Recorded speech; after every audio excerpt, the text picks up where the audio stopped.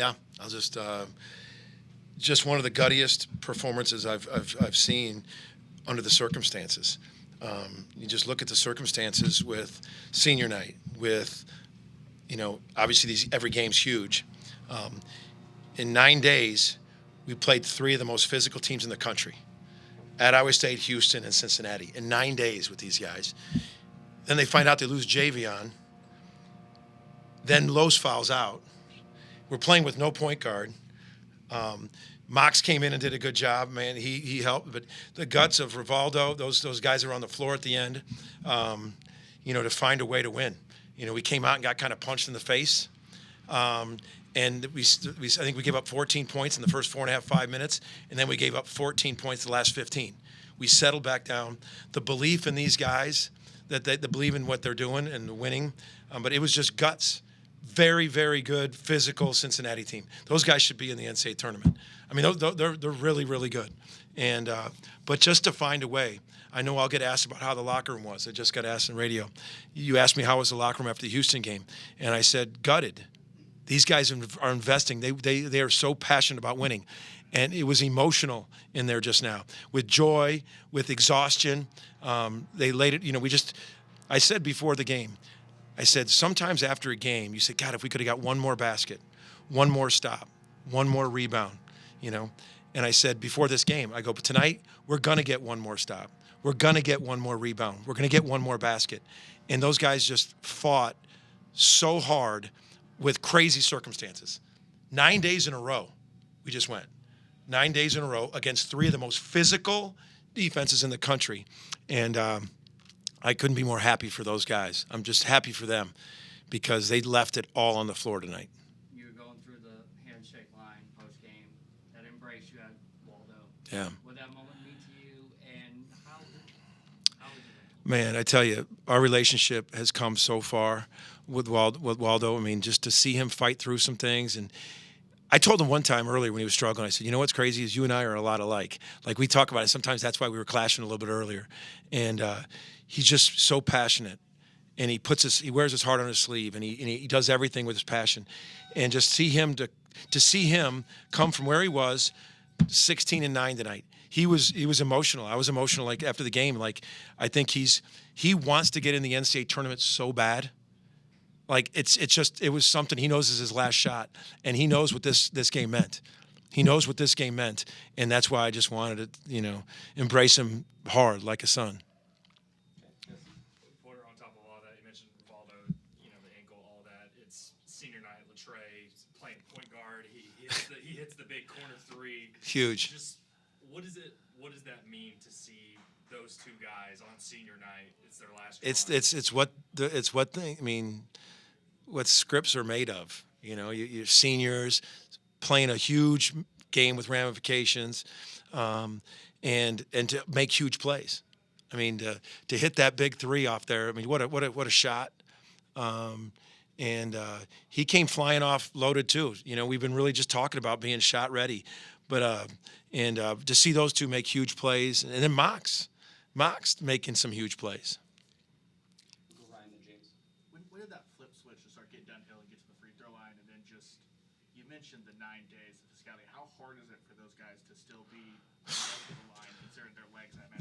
It's so hard. I mean, literally, mentally, physically fatigued. And then we didn't sub a lot. I mean, Los fouling out. But Los and Javion have been so clutch for us all year. And Los struggled and with the foul trouble and just couldn't get it going. And to basically without your 2 point guards. I felt that, we got fouled on some 3 points. We were running some 3-point actions for Latrey, and he came off flying so hard, and they were worried about it. And we got to the foul line. Trey got to the foul line and knocked him down. Porter, your offense is so discombobulated early, and then Milos can't get it going. You got back into this game on defense. How good was your defense, especially in the middle of the game? Yeah. So the two things with the offense, obviously Milos couldn't get it going, but he was getting good shots. I mean, he was getting to the rim. He missed a bunch of those little floaters that he makes a ton. But you got to credit Cincinnati too. That Newman, those guards are as physical. We felt it before. They take you out of a lot of stuff. But we talked at halftime. Like if we held them under 40%, we felt we were going to win, and they shot 32. But we had to get some stops. We had to win on defense. We felt the way things were going offensively. But even the at the end of the game stuff, all our end of the game situations, we never do it without Javion and Los in there. So we're trying to manipulate. Even the last play, we usually run that thing for Javion when Tega got it, and we just felt with 3 seconds, Tega's one of our best athletes. So we're trying to orchestrate it, and Tega got a good shot off. He got all the way down there for a 5-6 shot, so you couldn't ask those guys anymore. But just very gutsy effort defensively. And a team that they were coming out too. I mean, they were playing their tails off for the same thing, the tournament.